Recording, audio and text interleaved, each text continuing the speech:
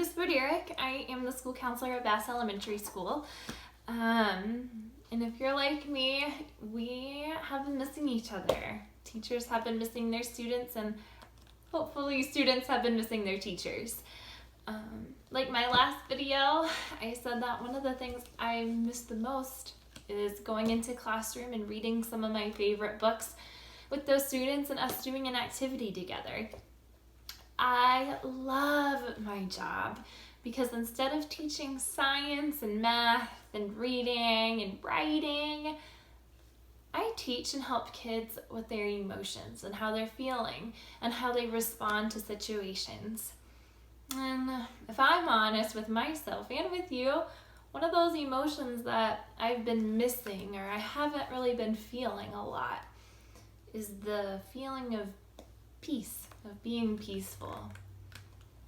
I don't feel peace whenever I go to the grocery store and I see people wearing masks, and I don't feel at peace sometimes when I watch the news at night, and I don't feel peace when I wake up in the morning and I can't go to school like I'm used to, or I can't see the friends that I used to play with.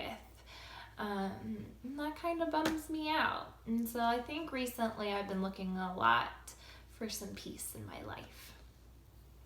And maybe you have too. The really cool thing though that I teach my students all the time is that we have so much control. And I think we forget that, especially in times like now where, we can't control if people get sick, and we can't control all of the virus and where it's going and how it has impacted school and work and the grocery store, how it's impacted so many different things and places. But we can have control and look for their positive emotions. Maybe not 100% of the time we have the best reactions to things, right? We respond in ways where were we taken off guard, where we responded in a way that maybe got the best of us. But if we take some time, we can, instead of respond to things, we can make us feel different emotions, where we have control of what we feel, and we have control of what makes us happy, and we have control of what makes us sad. And for me, and maybe for you, we have control of how we can feel at peace. I shared with you how I love to read books and share my books, and I found this book called The Peace Book, which I thought was perfect for the times that we're in right now, and us just wanting to feel a little more relaxed and peace-filled. So my book is called The Peace Book. It's by Todd Parr, and we're going to read it together. See if we can find some peace. Peace is making new friends. Peace is keeping the water blue for all the fish. Peace is listening to different kinds of music. Peace is saying you're sorry when you hurt someone. Peace is helping your neighbor.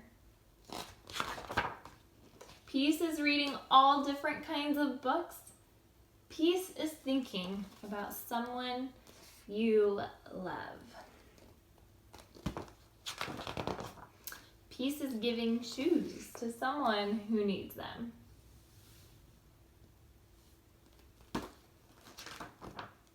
Peace is planting a tree. Peace is sharing a meal. I wonder who you shared a meal with recently. Maybe it was your brother or your sister or your cousin or your grandma. I wonder who you've been sharing meals with. Peace is wearing different clothes. Peace is watching it snow. And in Virginia, we haven't had snow in a pretty long time, so maybe for us, peace is watching it rain. Sometimes when the rain falls, it just makes me feel relaxed. I think that's peace. Peace is keeping the streets clean. Peace is offering a hug to a friend. Peace is everyone having a home. Peace is growing a garden. Peace is taking a nap. I love naps. I don't know about you, but I love taking naps. Peace is learning another language. Peace is having enough pizza in the world for everyone.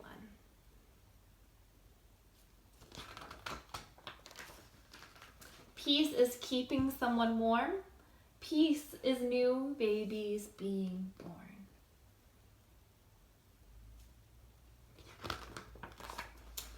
Peace is being free.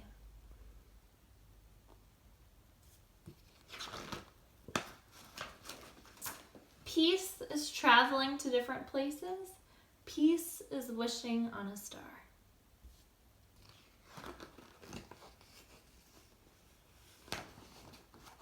Peace is being who you are.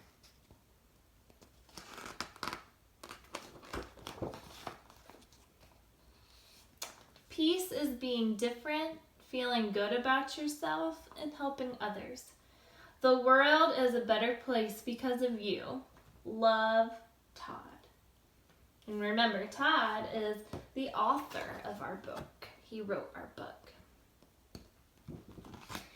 And so, what I learned about peace and what I want to share with you is that peace is all around us, and it's in all of our days, even though all of our days are so different from one another's. You know, peace in our book is growing a garden, and another example that was in our book of peace is keeping the streets clean or sharing a meal, wearing different clothes than someone else, and just thinking about someone that you love. When I think about all of those examples of peace, I sometimes, or most of the time, I just feel better. I feel better because peace used to feel like going to school and being with my friends and then coming home with my family. But now, I think peace for me is some of the things in this book.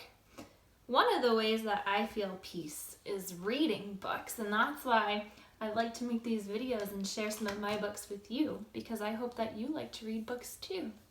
So an activity to go along with our book today in thinking of peace is to make a peace sign. So not this kind of peace sign with your fingers, but a circle peace sign that has the lines in the middle. And I want you to make that peace sign out of any kind of thing that makes you feel peace. So maybe that's being outside and you want to make a peace sign with different blades of grass, getting blades of grass and making a peace sign. Or maybe rocks. If you like to go on hikes or be by water, make a peace sign out of rocks. Maybe that's your favorite snack. Maybe that is making a peace sign out of strawberries or out of peanuts or out of M&Ms. Maybe eating snacks is what gives you peace.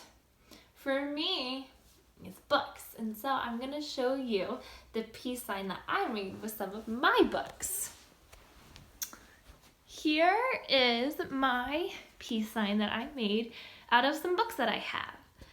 I first made the outside, so I made the circle, and then I did the inside with the lines.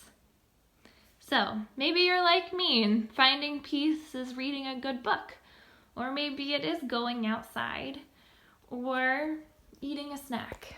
I encourage you to spend some time and not only find peace, but make peace. Bye.